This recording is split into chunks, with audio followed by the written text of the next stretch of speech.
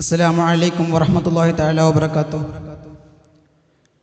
ബിസ്മില്ലാഹി വൽഹംദുലില്ലാഹ് വസ്സലാത്തു വസ്സലാമു അലാ അഷ്റഫിൽ മുർസലീൻ വഅലാ ആലിഹി വസഹ്ബിഹി അൽ ഫായിസിന ബിറിദല്ലാഹി അമ്മാ ബഅദ്.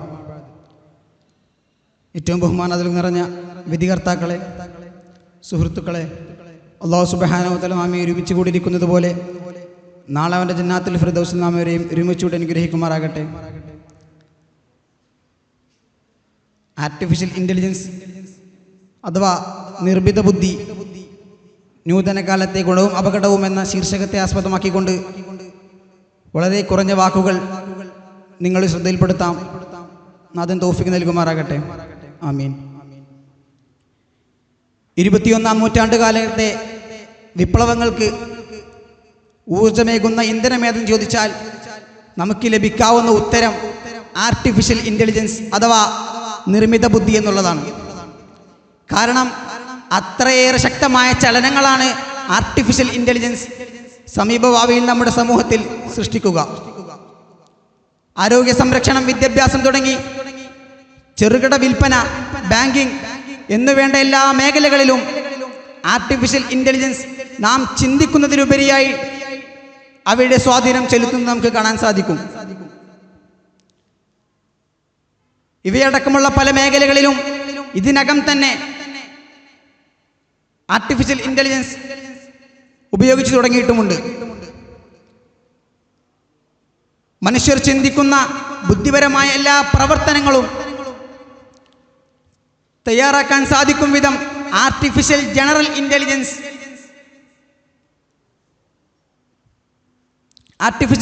ഇൻ്റലിജൻസ് ഉയർന്നു വരുന്നതും എന്തെല്ലാം പ്രശ്നങ്ങളാണ് സൃഷ്ടിക്കുക എന്നുള്ളത് എലോൺ മസ്കും മാർക്ക് സക്കർബർഗും തമ്മിലുള്ള ഡിബേറ്റിൽ ഇതൊരു വലിയ മുഖ്യ വിഷയം തന്നെയായിരുന്നു. ബിൽഗേറ്റ്സ് ഇതേപ്പറ്റിയുള്ള അദ്ദേഹത്തിൻ്റെ കൂടിക്കാഴ്ചകൾ മുന്നോട്ട് വെച്ചിട്ടുണ്ടായിരുന്നു.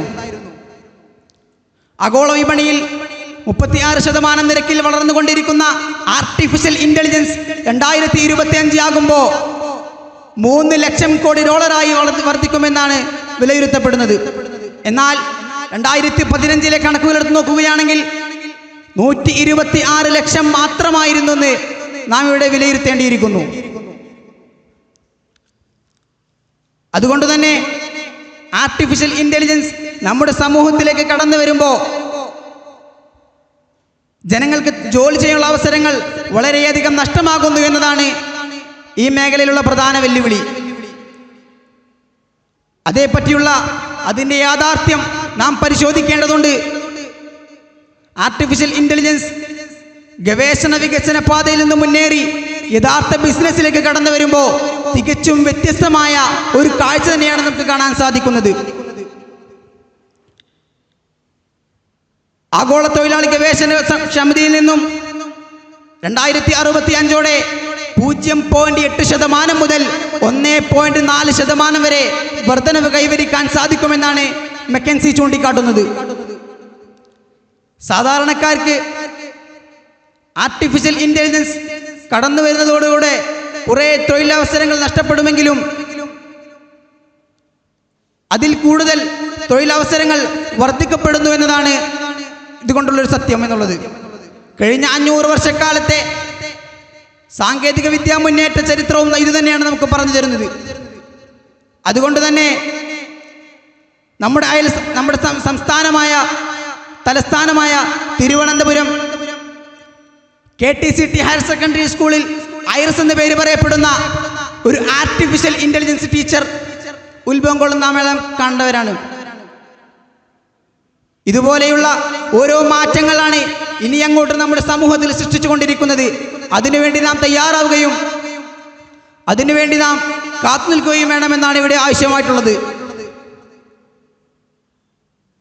ഭാവിയിലേക്കായി നാം തയ്യാറാകും വിധം നാഷണൽ സ്കിൽ ഡെവലപ്മെന്റ് കോർപ്പറേഷനെ നാഷണൽ ഫ്യൂച്ചർ സ്കിൽ ഡെവലപ്മെന്റ് കോർപ്പറേഷനായി മാറ്റിയെടുക്കുകയും വേണമെന്നാണ് എനിക്കിവിടെ പറയാനുള്ളത്.